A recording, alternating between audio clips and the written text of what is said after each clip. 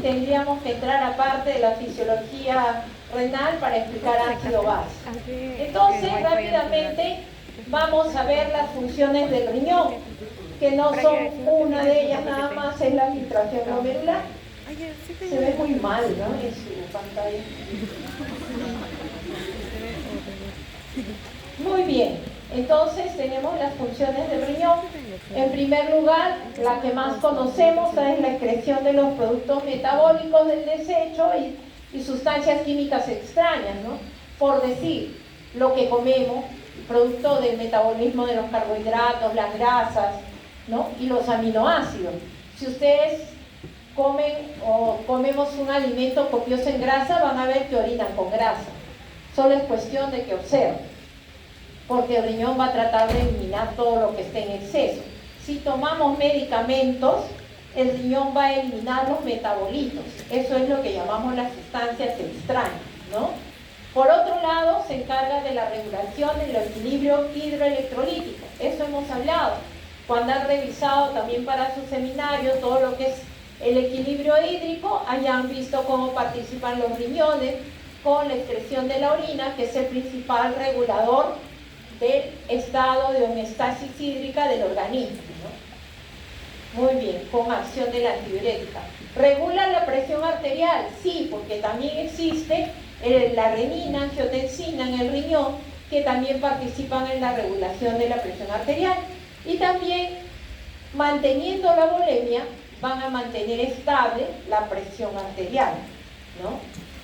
Luego tenemos la regulación de la osmolalidad del líquido corporal y de las concentraciones de electrolitos.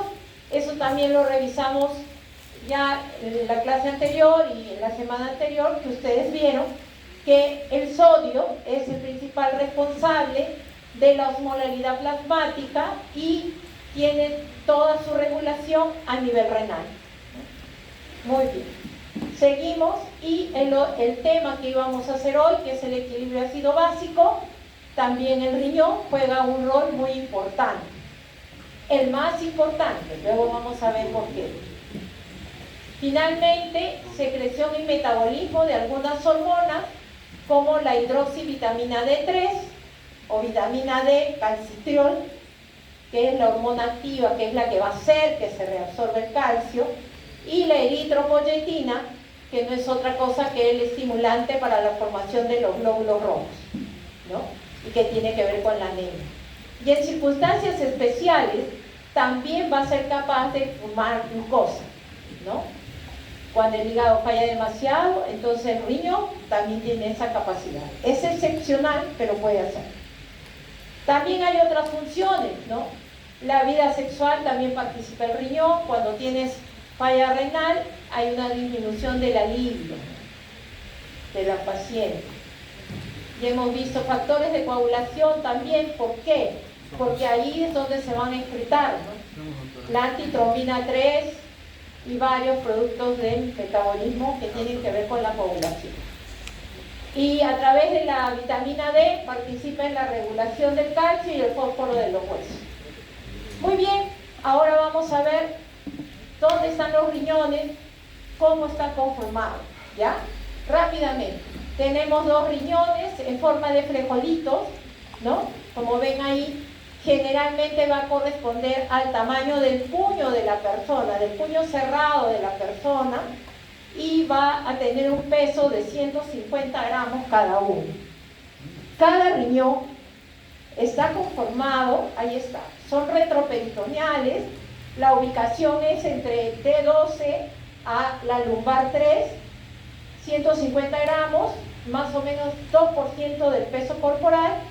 Su tamaño suele ser de longitud 10 a 12 centímetros por 5 a 6 centímetros de ancho y 2 a 3 de profundidad, ¿no? Y en la cara medial tiene el hilio renal. El hilio renal va a estar conformado por la arteria, la vena renal y la pelvis renal, ¿no? Solemos tener 1 millón de nefronas por cada riñón. O sea, nacemos con 2 millones de nefronas. Vamos a irlo perdiendo a lo largo de la vida, de pocos, ¿no? Y esta es más o menos la anatomía del riñón. Está conformado por la arteria renal, que depende de la arteria aorta abdominal, ¿no? Es una rama de la aorta abdominal. Hay dos arterias renales, dos venas renales, dos pelvis renales, ¿no? Como vemos acá. Luego de la pelvis renal siguen los uréteres, que van a desembocar en la vejiga, que es donde se va a coleccionar el ultrafiltrado que vamos a evacuar en forma de orina. Muy bien.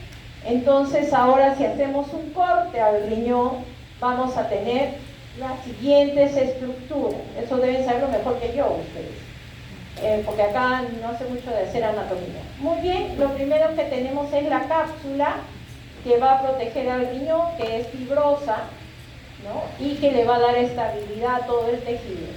Luego tenemos la corteza, que es la parte más externa del riñón, como ven ustedes acá, y es la que va a contener una buena proporción de nefronas, ¿no? Y que tiene que ver con el funcionamiento. Luego vamos a tener las famosas pirámides o columnas renales, como ven acá. Las columnas van a formar la pirámide renal, ¿no? Y como ven, hay varias, ¿no? 2, 4, 6, 8, algunas, 9 pirámides, ¿no? O 9. Luego tenemos la papila renal, que es cuando desembocan todos estos conductos que llaman la columna renal, van a desembocar hacia los cálices menores, y esos cálices menores van a conformar los cálices mayores, que van a desembocar en la pelvis renal, ¿no? Como ven acá, cáliz menor, luego los cálices mayores y luego la pelvis renal, ¿no? Muy bien. Y ustedes ven esta formación en forma de arco, de azul, que se ve mejor la parte azul, que es la vena, ¿no? El complejo venoso que rodea el riñón, pero junto con esto también van a correr las arterias, ¿no? Van en paralelo. Unas ingresan y las otras salen. Y aquí vamos a verlo de mejor manera. Y como ven acá, acaban en la arteria renal, que llega con sus ramas, que van a ser la anterior, la posterior, etc., ¿no? Ahorita vamos a ver. Aquí está la irrigación renal. La irrigación renal empieza con la arteria renal, luego vienen las arterias segmentarias. Esas arterias segmentarias, como le digo, pueden ser anterior, posterior, etc. Y estas a la vez van a dar otras ramas más pequeñas, que son las arterias interlobulares, ¿no? Acá ustedes lo tienen, interlobulares o lobulillares, como queramos llamar. Pero la disposición que tienen, miren ustedes acá, es que tienden a formar un arco alrededor de estas papilas, ¿no? De estas papilas renales, y ahí se van a llamar por eso arterias arcuatas, porque forman arcos, ¿no? Arcos. Luego vienen las arterias interlobulillares, que son entre los lobulitos, ¿no? Entre cada lobulito que hay ahí. Finalmente, de esas arterias interlobulillares, vamos hacia acá, miren, y se va a formar la arteria aferente, el ovillo capilar, o llamado glomérulo, y finalmente la arteriola eferente, que sale de ahí y se va a comunicar con las arterias peritubulares, ¿no? Que van alrededor de los túbulos, por eso reciben ese nombre, ¿no? Capilares peritubulares, donde ya se va a empezar a mezclar la sangre venosa con la arterial, por eso tienen ese color morado. Y finalmente el sistema venoso va a recorrer y va a tomar los mismos nombres de las arterias, pero su flujo es inverso, ¿no? Inverso. Y aquí está, para que veamos poner mejor esto, y también cada una va con ello. Acá la corteza renal se ve mejor, la cápsula renal también, y vamos a seguir avanzando. Pero ¿es solo eso? No. Entonces tenemos a la unidad funcional del riñón. La unidad funcional del riñón se llama nefrona. ¿Y qué es la nefrona? La nefrona viene a ser el ovillo capilar y todo este conjunto que vemos acá. y que vamos a repasar. El ovillo capilar con sus arteriolas y todos los vasos sanguíneos peritubulares y su sistema venoso, y tenemos todo el sistema de los túbulos renal, ¿no? Que empieza en la cápsula de Bowman, que ustedes ven en amarillo acá, y que va a ir distribuyéndose en el túbulo renal proximal, que tiene una porción curva o convoluta, una porción recta. Luego tenemos la rama descendente de Henle, luego la rama ascendente delgada y la rama ascendente gruesa de Henle, que finalmente se va a unir al conocido túbulo distal, que es el que llega a formar el complejo yuxtaglomerular, que luego vamos a hablar de él, que también tiene una zona convoluta, o sea, también es túbulo contorneado distal, y finalmente van a entrar a los túbulos colectores. El túbulo colector es el que finalmente regula el volumen del agua. ¿Por qué? Porque va a tener al receptor de la hormona antidiurética. Todo ese complejo que hemos mencionado en la nefrona. Y como vieron en la lámina, y ya les dije, más o menos tenemos 1 millón de nefronas por cada riñón. Normalmente su origen es en el blastema metanéfrico, y les recuerdo esto, ¿por qué? Porque hay un tumor de niños que se llama tumor de Wilms, que es un tumor renal cuando hay el remanente del blastema metanéfrico. Tenemos dos tipos de nefronas, las corticales y las yuxtamedulares, ¿no? Eso lo veremos más adelante. Acá hay una foto del corpúsculo como tal, el corpúsculo de Malpighi, o también llamado glomerum, ¿no? Aquí tenemos la arteriola aferente, el ovillo, y esto no puede estar así porque estaría medio como flameando, ¿no? Así en el aire. Tiene unas células de sostén, que son las células mesangiales, que le dan la estabilidad y le confieren la característica de que es un tejido elástico. Elástico, que es el tejido de sostén de la nefrona. Muy bien, seguimos avanzando. Y aquí están los dos tipos de nefronas. Miren, las nefronas corticales son las que se ubican en la parte más externa, y la característica es que tienen el asa de Henle corta, ¿no? Corta.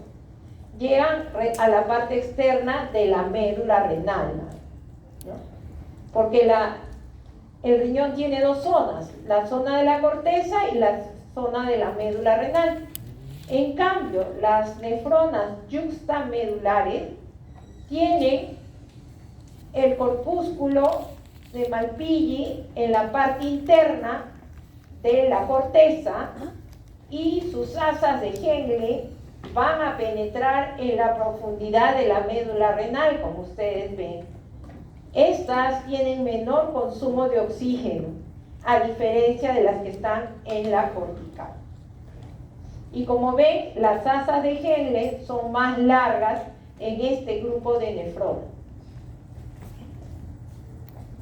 Bien, ahora que ya vimos el ovillo, ya vimos cómo se distribuye, ahora vamos a ver los diferentes sistemas tubulares que constituyen la nefrona. Tenemos primero el túbulo proximal, cuya característica más importante es la de reabsorción de solutos y también de agua, pero no es la más importante, pero reabsorbe agua. Y los solutos son los que más se van a reabsorber en este tubo. ¿Y eso cómo lo puede hacer? Porque va a ver gasto y consumo de energía. ¿Y se hace por qué? Porque tiene una característica anatómica muy importante. Y es que las células tubulares proximales tienen un borde en cepillo. Un borde en cepillo que les va a conferir la gran capacidad de reabsorción que tiene. Porque si nosotros estiráramos este borde en cepillo, tendríamos una superficie de 6 metros cuadrados para la reabsorción. Entonces, esas células son muy importantes para la reabsorción, ¿no? Muy bien, seguimos avanzando, esa es la característica, y se supone que ahí tiene más número de mitocondrias también, por eso también tiene la capacidad de formar mayor cantidad de ATP, ¿no? De adenosíntrifosfato. Seguimos avanzando, pasamos la porción recta y entramos al asa de Henle, ¿no? Una vez que entramos al asa de Henle, vamos a tener dos grupos de células que la revisten, ¿no? Y es así porque ellos van a tener un rol importante en el control del volumen urinario y del líquido corporal, ¿no? El asa de Henle, especialmente las que son de las nefronas yuxtamedulares, van a tener que ver con la concentración y dilución de la orina. Y esto tiene que ver con el famoso mecanismo de contracorriente para la formación de la orina. Que eso vamos a ir, poco a poco vamos a ir llegando, pero eso es su rol. Entonces, y también tiene una característica. Es impermeable al agua en este segmento, en el descendente, y es permeable al agua en el ascendente, ¿no? Y solo reabsorbe solutos. En esta reabsorbe agua y en esa solo solutos, ¿no? Ahora lo vamos a ir viendo. Seguimos entonces, ya hemos pasado al asa de Henle, después ya vamos a ver las características, las bombas, lo que reabsorbe, esto lo vamos a hacer más adelante. Esto es la parte más de anatomía para saber de qué está compuesto. Llegamos al túbulo distal. Al túbulo distal tiene otro tipo de células, como ven ustedes ahí en las figuras. Entonces, aquí ¿qué va a pasar? En este segmento se hace solamente la reabsorción selectiva del sodio y otros solutos y participa en la acidificación de la orina. ¿Cómo es eso? Porque este segmento está influenciado por la aldosterona y va a hacer la reabsorción del sodio y la secreción del potasio, ¿no? Ese segmento es regulador. Acuérdense, los segmentos distales de la nefrona son reguladores. Los segmentos proximales son de reabsorción de solutos. Esas son sus características.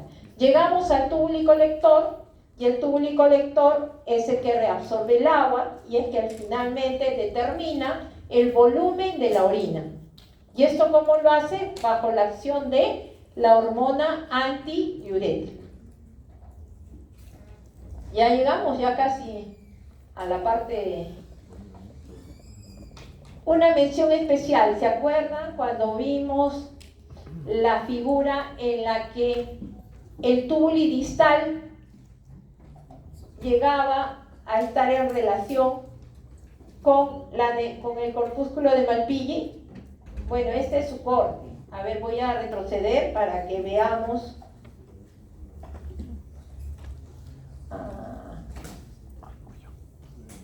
Aquí, miren. Acá está. Esa foto que estamos viendo ahorita es un corte en esta región donde tenemos a la arteriola aferente, a la arteriola eferente y el segmento del túbulo que, digamos, choca con ellas, ¿no? Y entre los tres forman un triángulo, básicamente, ¿no? Ahorita, ahí está, ¿ven? Un triángulo. Entonces, que está por un lado dado por la arteriola aferente, la eferente, y el túbulo distal, que en ese segmento tiene unas células diferenciadas que son conocidas como las células de la mácula densa. Esas células de la mácula densa son los sensores para detectar la cantidad de sodio y cloro que llega con el ultrafiltrado, ¿no? Esos son los detectores, ¿no? Y cuando esto sucede, por decir, si hay hipoperfusión o está llegando poco nivel de sodio, lo que tienen acá en la arteriola aferente son las células yuxtaglomerulares, y estas células yuxtaglomerulares, cuando eso suceda, van a liberar al sistema renina, angiotensina, aldosterona, ¿no? Esos sensores son los que van a determinar, por eso ese aparato yuxtaglomerular es muy importante. La arteriola eferente participa, pero no tiene mucha influencia de las células yuxtaglomerulares. Sí tiene más componentes de fibras musculares lisas, y eso le va a servir para aumentar o disminuir su resistencia, de acuerdo a la necesidad que tengamos de mantener la homeostasis, pero en este caso la tasa de la filtración glomerular. Muy bien, ahora vamos a ver qué funciones cumple esta nefrona. Y lo primero que tenemos es que viene el flujo sanguíneo arterial, el volumen circulante efectivo por la arteriola aferente, va alrededor de todo el glomérulo, del ovillo, y lo que primero vamos a ver es la filtración, cómo por diferencia de presiones va a pasar un determinado volumen de sangre sin glóbulos rojos hacia la cápsula de Bowman, ¿no? Y esta cápsula de Bowman, y esto que pasa a partir del, va a ser conocido como el ultrafiltrado,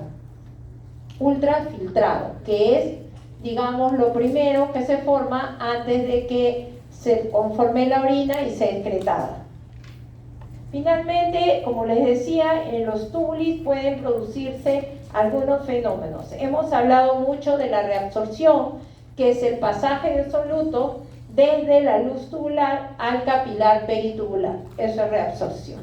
Pero existe también la secreción tubular, y la secreción tubular es el pasaje de los solutos desde el capilar peritubular hacia la luz tubular, a la inversa. Por eso ustedes ven la flecha rosada hacia la luz tubular, ¿no?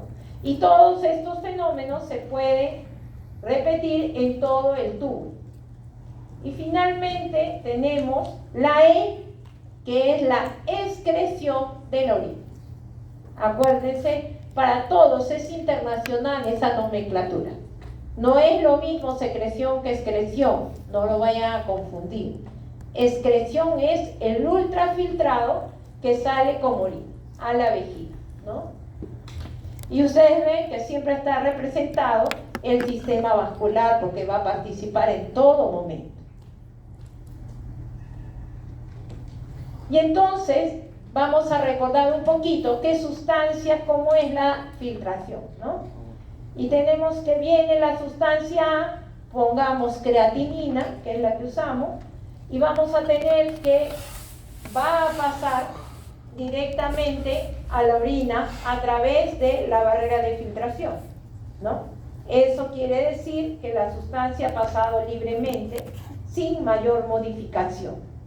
Pero existen sustancias que pueden tener una filtración y una reabsorción parcial, ¿no? Por decir, viene una sustancia, llamamos bicarbonato, se filtra libremente, pero se produce en algún segmento del tubuli una reabsorción o regeneración, como en el tubuli proximal, ¿no? Tenemos reabsorción parcial, pero podemos tener que viene en el ultrafiltrado la sustancia y se reabsorbe completamente, desaparece de la orina. ¿Quiénes son? Son dos sustancias muy comunes, y la primera de ellas es la glucosa, el azúcar, que normalmente no aparece en la orina, y las proteínas. Las proteínas, las cuales se van a reabsorber en el túbulo proximal a través de un transportador, ¿no? Y hoy en día el conocimiento de eso ha hecho que haya un medicamento para tratar el problema del azúcar de los diabéticos, y también, como suelen ir en conjunto con la proteína, también el manejo de la proteinuria del diabético y del paciente renal sin diabetes.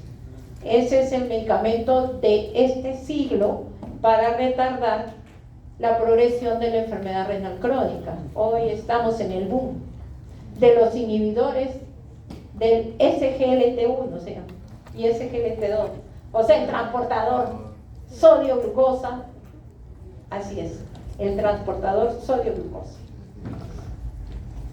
Muy bien, como esto avanza rápido porque estaba para la grabación que había de las clases antes, entonces ahora ya vimos, ¿no?, que todo este trayecto, todas estas funciones acaban en la formación de la orina, ¿no?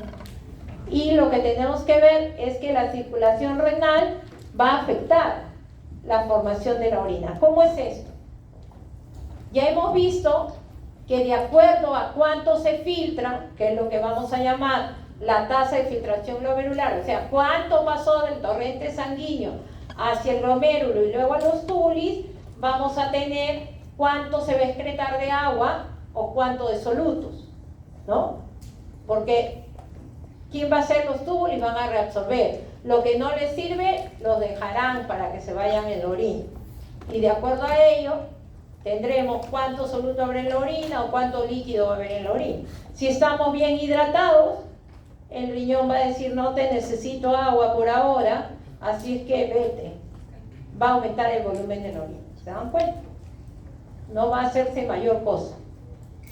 Luego tenemos que los capilares peritubulares ya les dije, van reabsorbiendo solutos, pasándolos a la circulación y pueden también modular el grado de reabsorción y secreción en los túbulos. Porque es una maquinita precisa el organismo, especialmente el riñón, ¿no? Trata de hacer su trabajo de la mejor manera para evitar desequilibrios y modificaciones bruscas en el organismo, para mantener nuestro estado estable, la homeostasis. Y el otro, la circulación va a participar también a través de la vasa recta. Eso no les dije, pero los capilares peritubulares que rodean a las nefronas yuxtamedulares, las de asa de G largas, van a sufrir una diferenciación y se van a poner como un enrejado, como una malla. Esa es su anatomía. Y cambian de nombre y se les conoce como los capilares de la vasa recta, así se llama, de la vasa recta, ¿no?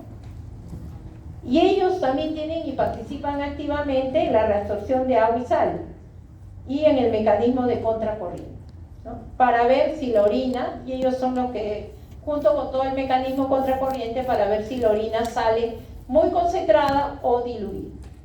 Si estamos tomando líquido y bien hidratado, saldrá diluida, ¿no? Entonces, ya sabemos, si tenemos una buena tasa de filtración glomerular, pondremos en un volumen regular que estará alrededor de 1500 a 2000 de orina, ¿no? 2000 mililitros de orina. Y eso estará estable. Nuestro riñón funciona bien, en ese volumen sacamos los solutos y no hay problema. Entonces, si la tasa de filtración glomerular está conservada, o sea, si el riñón funciona bien, hará bien el trabajo para eliminar solutos y agua. Eso es lo primero.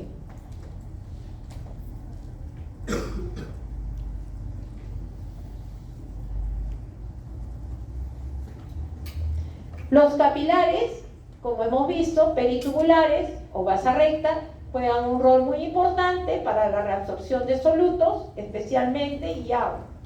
Y van a modular el grado de la reabsorción y la secreción en los túbulos.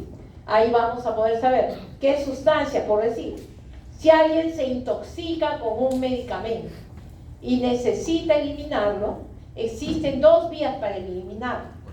Uno es que vaya dentro de lo que es el torrente sanguíneo hacia el ultrafiltrado, que haga todo el camino, que lleve por la arteriola aferente y todo eso. Y luego hay otro camino, que es que si se pasa demasiada sustancia tóxica, el riñón tiene la capacidad con el capilar peritubular de secretarla. O sea, ya no entras por el glomérulo, sino que lo secreta directo al túbulo para eliminarlo en la orina. Esos dos mecanismos existen para eliminar las sustancias que pueden ser tóxicas. E igual es los fármacos, ¿no? Los metabolitos de los fármacos que le administramos a los pacientes.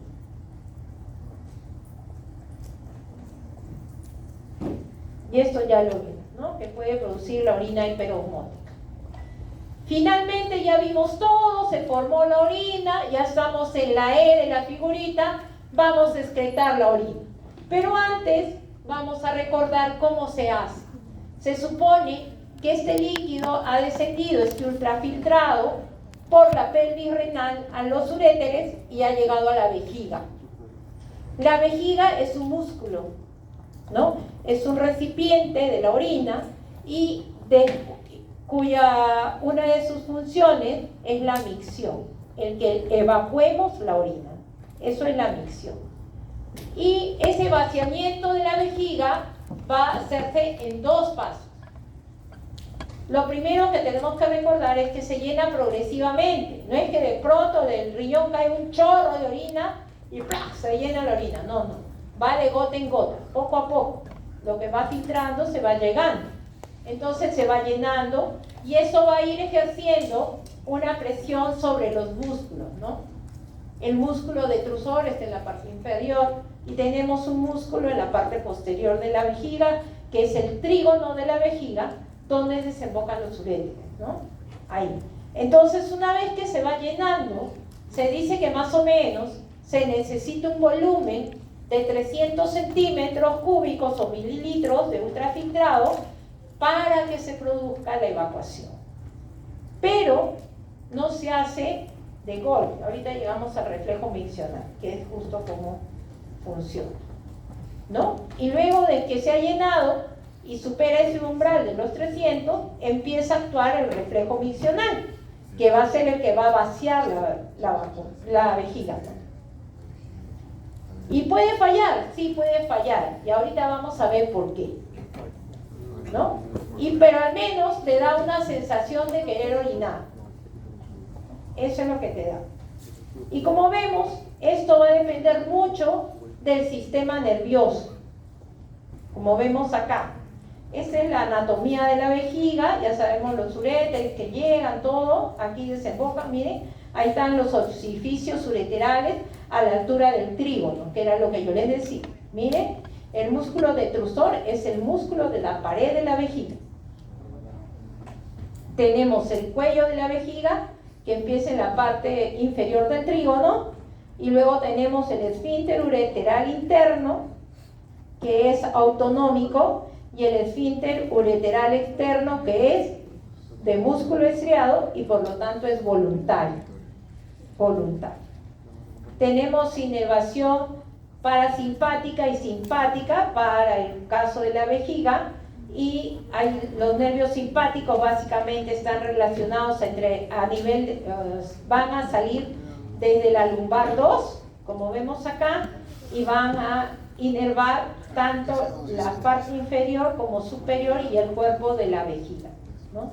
Y estos son los que van a sensar la plenitud, o sea, el llenado y el dolor, si es que hay dolor en la vejiga, ¿no?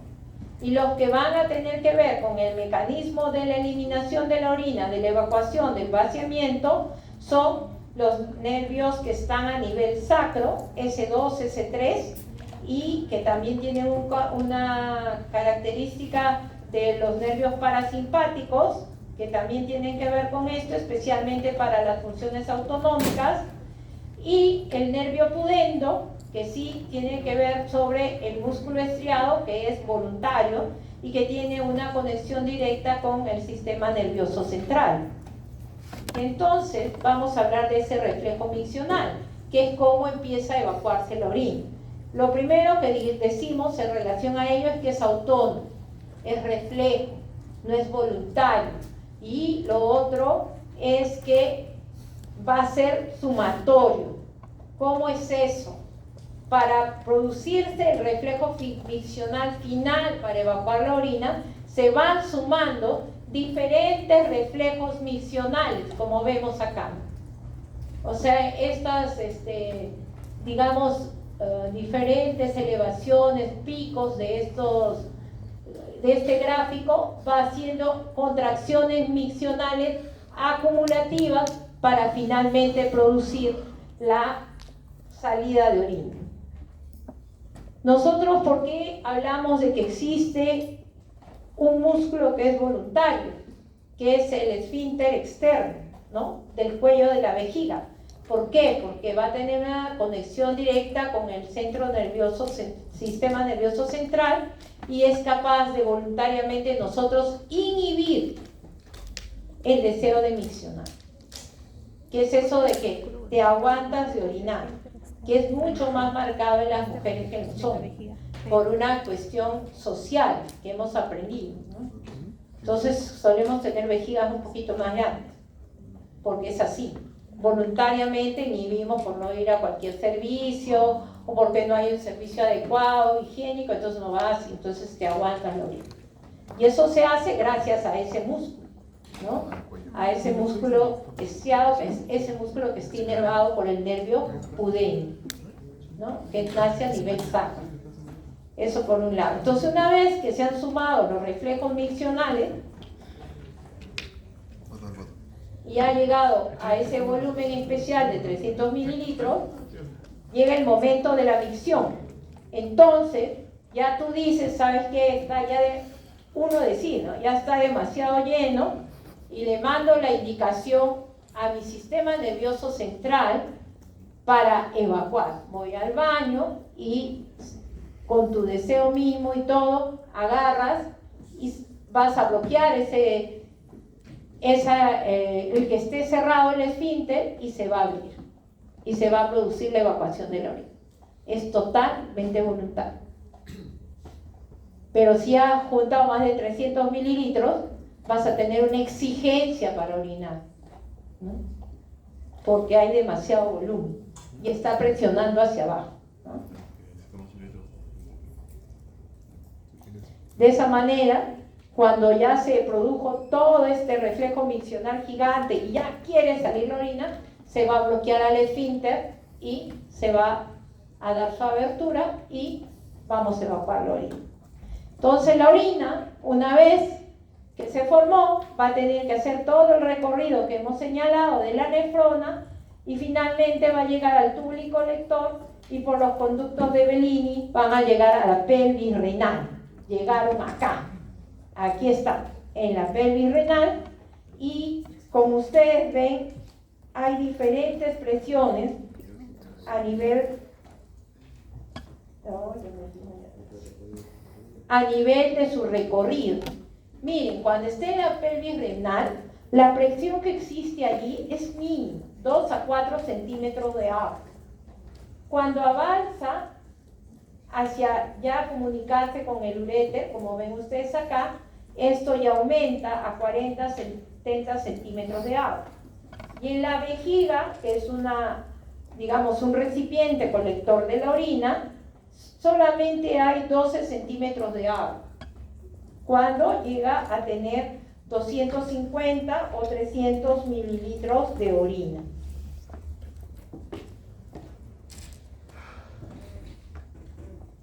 Esto era en el cáliz renal, ¿no? También hay poquita presión de agua, no hay mucha. Generalmente están ahí estáticos, ¿no? Y finalmente, una vez que ya ha salido, vamos a ver cuál es la composición de la orina normal, ¿no? La composición de la orina tiene un 95% de agua y 5% de solutos. ¿Qué solutos? Aquí lo tenemos.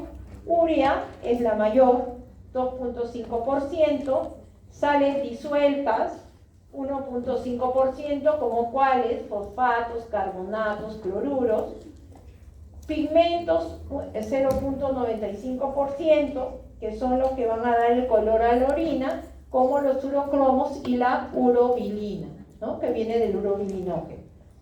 Ácido úrico, 0.05%. El ácido úrico va a derivar del metabolismo de las purinas, y las purinas van a venir del metabolismo del ácido desoxirribonucleico, o sea, de todas las células. Cuando nosotros consumimos alimentos animales, especialmente productos derivados de las carnes rojas, de los mariscos ¿no?, de las vísceras.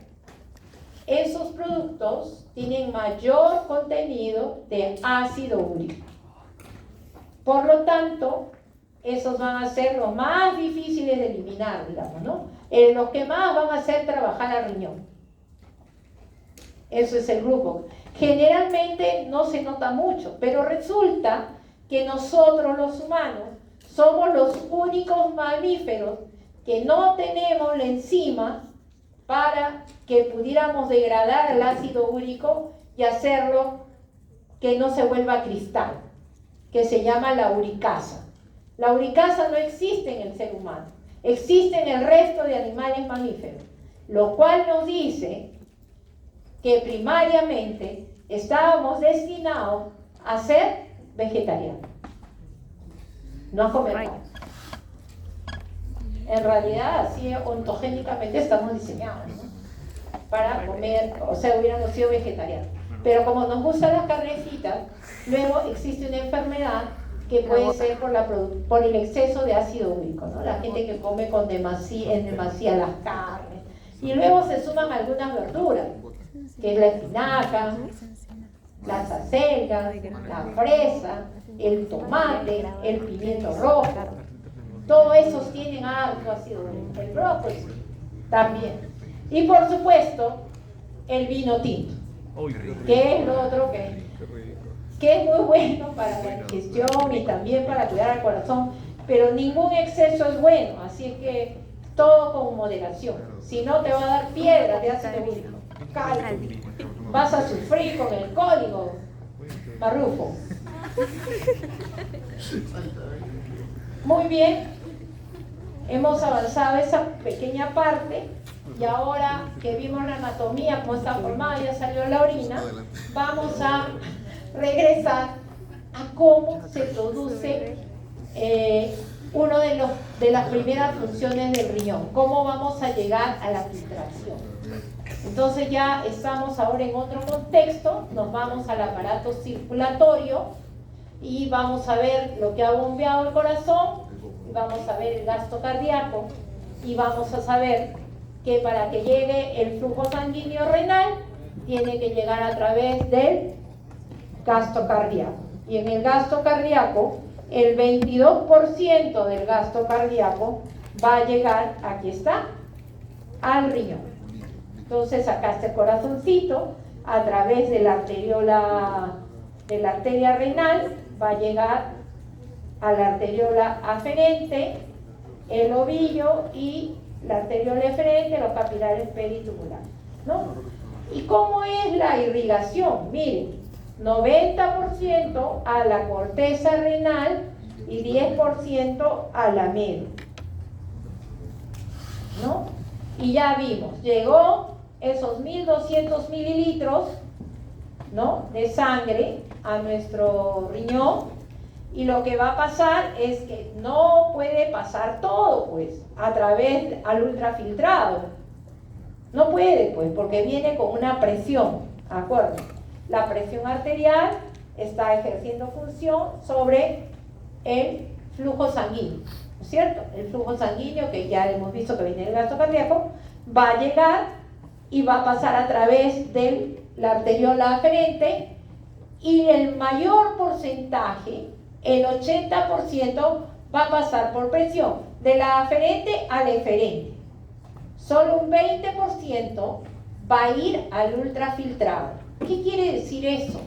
Que solo el 20% del flujo sanguíneo va a pasar a través de la barrera de filtración hacia la cápsula de Bowel.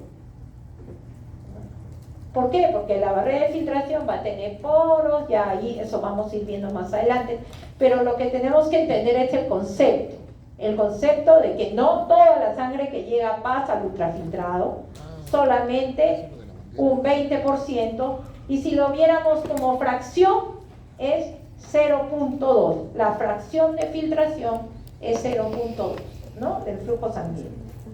Luego, ¿qué quiere decir eso? Si nosotros hacemos los cálculos, que la tasa de filtración glomerular, o sea, lo que pasó al ultrafiltrado, es 125 mililitros por minuto. Ese 20% de esta cifra es 125 mililitros por minuto.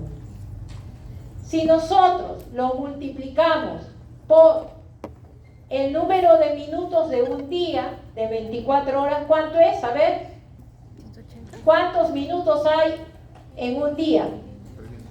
¿Ah? 1440. Marrujo con su celular contesta, pero está bien, Marrujo. 1440 minutos. ¿Ya? Entonces, si multiplicamos 125 por 1440, tenemos 180.000, que viene a ser los 180 litros que dicen ahí. Por día. Resulta de eso, de la tasa de filtración glomerular. O sea, 180 litros por día pasan a través de los glomérulos renales. O sea, 5 veces el intravascular, más o menos, ¿no? O sea, ¿cuántas veces da vuelta la sangre para producir la orina, para poder eliminar la sustancia de desecho que producimos? Muy bien, hasta ahí creo que... ¿Me entendieron? ¿O tienen alguna pregunta? Porque es vital que entiendan esa parte para poder seguir. Ya sabemos más o menos qué pasó en el riñón con la filtración. Seguimos entonces.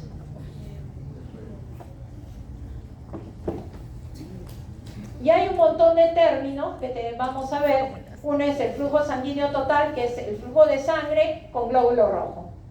Luego el flujo plasmático viene a ser el flujo sin glóbulo rojo, que finalmente es el que pasa en el ultrafiltrado, ¿no? Porque acuérdense que los glóbulos rojos no pasan la barrera de filtración, ¿no?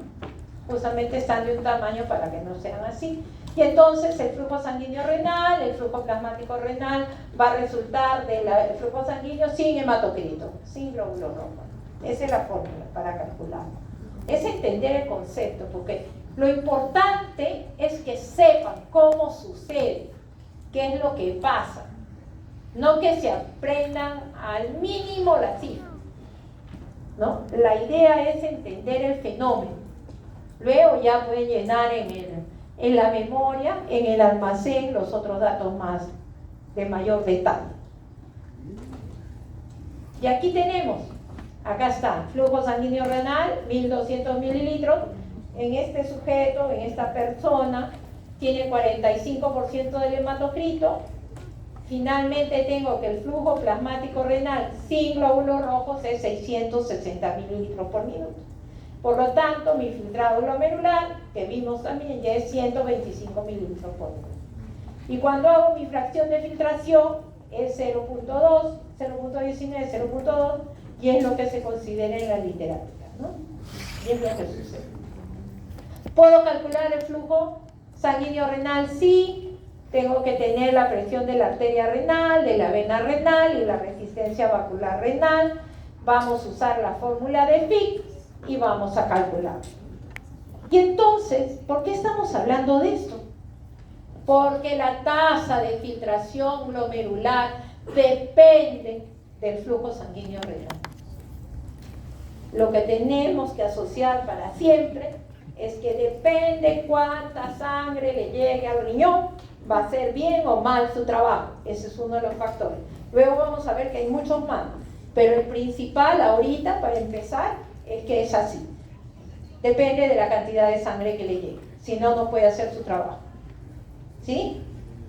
Y ahí tenemos, ¿no?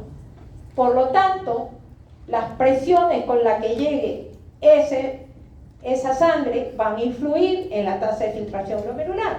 Por eso dice, la presión hidrostática capilar depende de la presión arterial y del flujo sanguíneo renal, ¿no? ¿Con qué presión llega y cuánto llega? Los mecanismos que hay para regular todo van a aumentar o reducir la tasa de filtración glomerular según el flujo sanguíneo renal.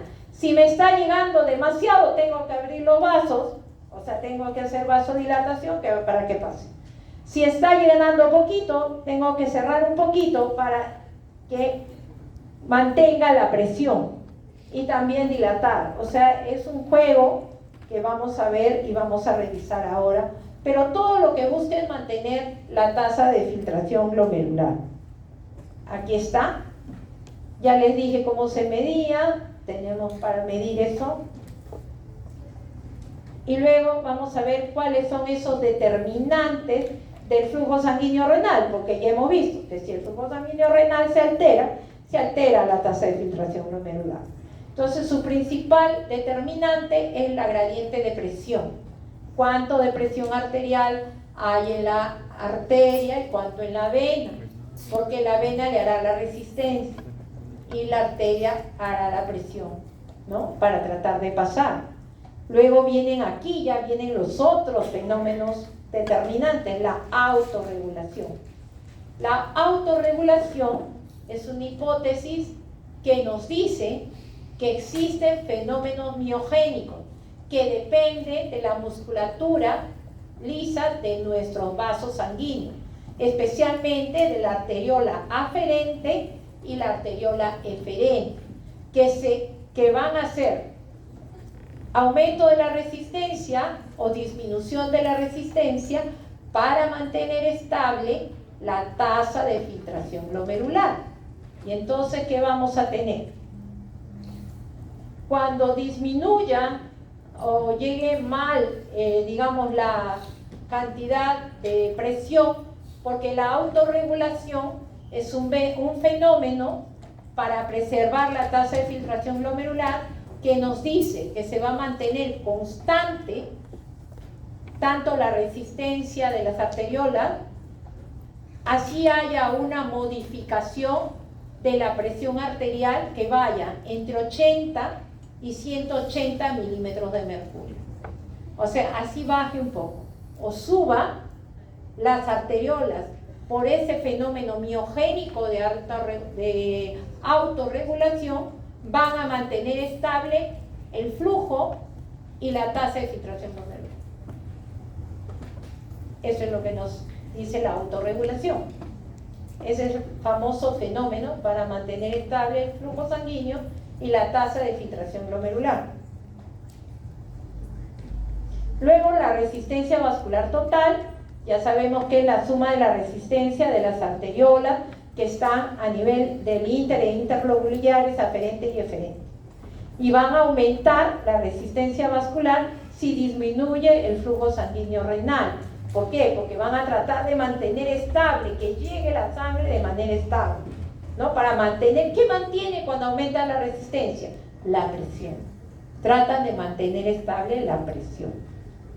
Los factores nerviosos, sí, la inervación simpática, la inervación dopaminérgica, van a actuar ya sea para producir mayor resistencia, menor resistencia, etcétera, para mantener. Factores humorales, sí, porque se van a sintetizar catecolaminas, angiotensina 2, vasopresina, locales a nivel del mismo riñón, como prostanoides, óxido nítrico, bradiquinina, endotelina 1. Y aquí un poco les traía este cuadro que nos grafica la resistencia vascular en los diferentes vasos sanguíneos, ¿no? Al inicio y al final, ¿no? De su pasaje. La arteria renal mantiene estable, bien, 100 milímetros de mercurio, 100 milímetros. Porcentaje de resistencia, 0. Las arterias interlobulares, arciformes e interlobulares que vimos al inicio, más o menos igual, es 100 milímetros de mercurio, pero al final tiene 85 milímetros de mercurio, hay una resistencia aproximada de entre 15 y 16 milímetros de mercurio. La arteriola aferente, miren, llega más o menos desde aquí, llega con una presión de 85 milímetros de mercurio, y al final tiene 60 milímetros de mercurio, que es la presión de la filtración, y más o menos hay una resistencia de 26 milímetros de mercurio. Los capilares glomerulares, miren, que es por donde va a pasar el ultrafiltrado, tiene 60 milímetros de mercurio y una resistencia que tiene casi nula, ¿no? 1 de resistencia. Y así los diferentes vasos sanguíneos del riñón. Y estábamos hablando de los mecanismos reguladores. Y entonces vamos a ver cómo participan según esté actuando el nervio simpático, o esté actuando renina, angiotensina, aldosterona, o esté actuando otros fármacos, ¿no? Entonces tenemos el primer ejemplo, en el gráfico A, tenemos que el flujo sanguíneo ha disminuido y por acción miogénica y por influencia de la activación del simpático se va a producir un aumento de la resistencia en la arteriola aferente.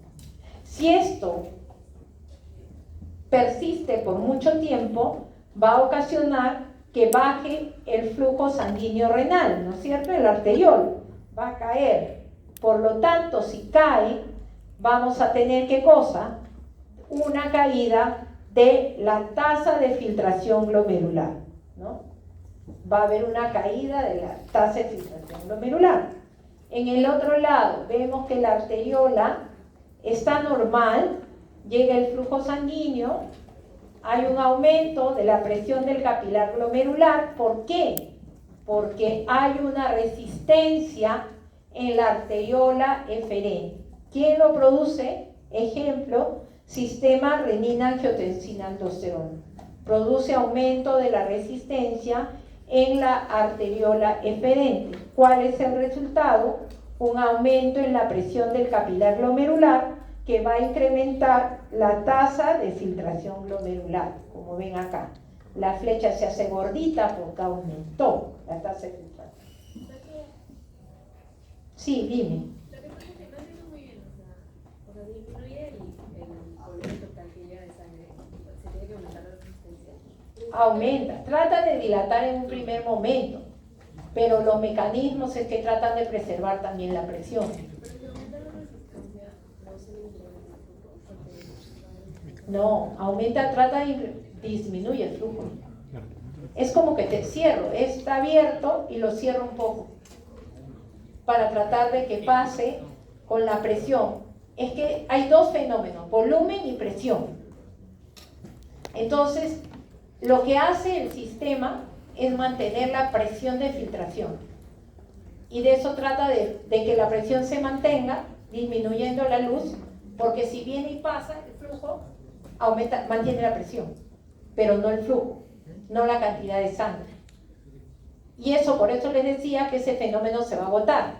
Y si ese fenómeno se agota, finalmente cae la presión de filtración, la presión del capilar. Y al caer la presión del capilar, disminuye la tasa de filtración glomerular. Eso es lo que sucede en ese grupo. ¿Ya? Y es diferente en el otro, que tú le pones resistencia y le ferenta y ¡boom! Pasa todo, ¿no? Aumenta el filtrado glomerular. Ahora seguimos. Aquí tenemos que está normal la arteriola aferente, llega el flujo sanguíneo, pero la arteriola eferente se dilata, se abre más. ¿Cuándo pasa eso?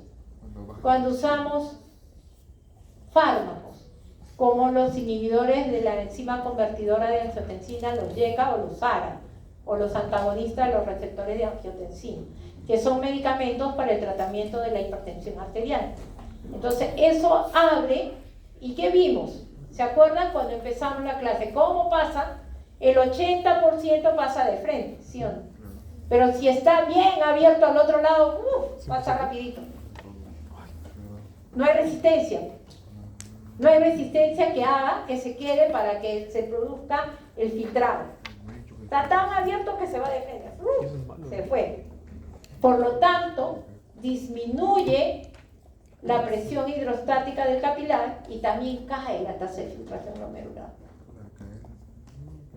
También se cambió la tasa de filtración, ¿no?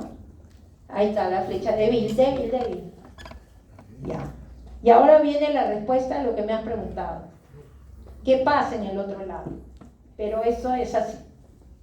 Puedo tener, pero fíjate, no es que cayó el flujo, un aumento del flujo sanguíneo renal. ¿Dónde había aumento del flujo sanguíneo renal? En lo que hemos visto en la semana 9. El principal fenómeno cardiovascular en el embarazo. Aumento del flujo sanguíneo renal, ¿no? Del flujo sanguíneo. Si aumenta el flujo sanguíneo, va a haber aumento, va a haber una dilatación de la arteriola aferente, se va a abrir, porque dice, viene mucha sangre, tengo que dejar que pase. ¡Juan! Lo abre. Así piensa, o sea, así son los sensores. Se abre, por lo tanto llega en cantidad, por lo tanto hay incremento de la tasa de filtración glomerular. ¿Qué es lo que hemos visto? Fenómeno en el embarazo. ¿Ah? Entonces, claro, no le tiene que ofrecer resistencia, porque si no, ¿qué pasaría? Aumentaría la presión arterial. O sea, en teoría funciona mejor cuando llega, pero esas son condiciones especiales, como el embarazo. ¿Sí? Pero tienen ahí todos los ejemplos. Y estos dos, miren, aquí en estos dos se incrementó el filtrado, la tasa de filtración. Ahora, esta regulación del flujo sanguíneo renal también va a estar influenciada por las hormonas y autacoides que influyen en el filtrado, ¿no? Y empezamos. Tenemos a la noradrenalina y la adrenalina, la endotelina, que van a disminuir la tasa de filtración glomerular porque van a producir aumento de la resistencia o vasoconstricción, van a cerrar a la arteriola aferente. ¿Ya? Y como ustedes ven ahí, en angiotensina 2 existe una flecha así, ¿no? Impide el que disminuya, dice. Pero si persiste el fenómeno, se agota y finalmente le gana, cae la tasa de filtración glomerular como respuesta primaria para preservar función. Pero si la noxa, la injuria persiste, finalmente va a claudicar. Por eso la flecha está así.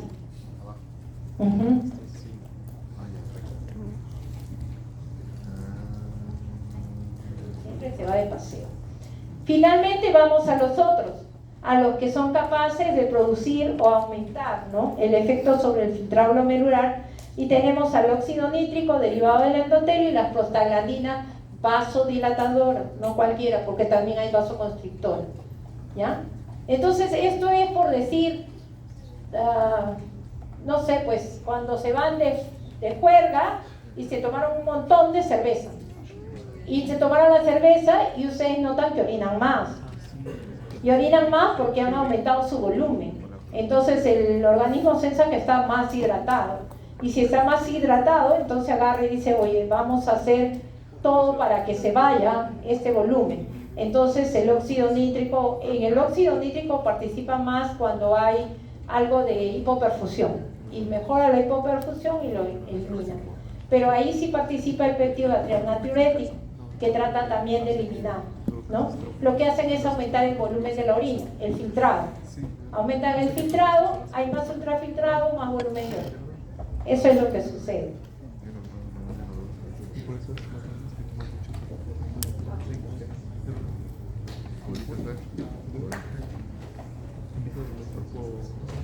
Entonces, resumiendo, tenemos la respuesta miogénica vascular renal como un mecanismo regulador, el sistema de retroalimentación tubuloglomerular, que vamos a ir revisando un poco más en extensión, donde participa el aparato yuxtaglomerular, ¿no?, que era el que está conformado por la arteriola aferente, la eferente y el segmento de túbulo distal que choca con ella, que tiene las células diferenciadas, que son la mácula densa. Ese es un mecanismo regulador. ¿Qué regula? La cantidad de sodio que llega con el ultrafiltrado. Eso es lo que hace. Y de acuerdo a ello, va a producir varios fenómenos. Mejora de la presión arterial, si es que lo tiene que hacer, porque si está hipoperfundido va a aumentar renina, angiotensina, aldosterona, y la renina va a hacer que las células que vimos en la arteriola aferente, las yuxtaglomerulares, produzcan renina. Y la renina después se va a ir al hígado, se va a volver angiotensinógeno, de ahí angiotensina 1, luego angiotensina 2, y va a ejercer su función, ¿no? Y ahí tienen. Y la angiotensina va a hacer lo que vimos, disminuir la resistencia a la arteriola aferente y eferente, y vamos a tener el... Y esto es la autorregulación, que les dije que se mantiene estable entre 80 y 180 milímetros de mercurio de presión. El renina-angiotensina ya lo vimos, Uy, se fue, se avanzó. No, porque no vamos a avanzar hasta ahí. Hasta acá nomás. Una más y acabamos.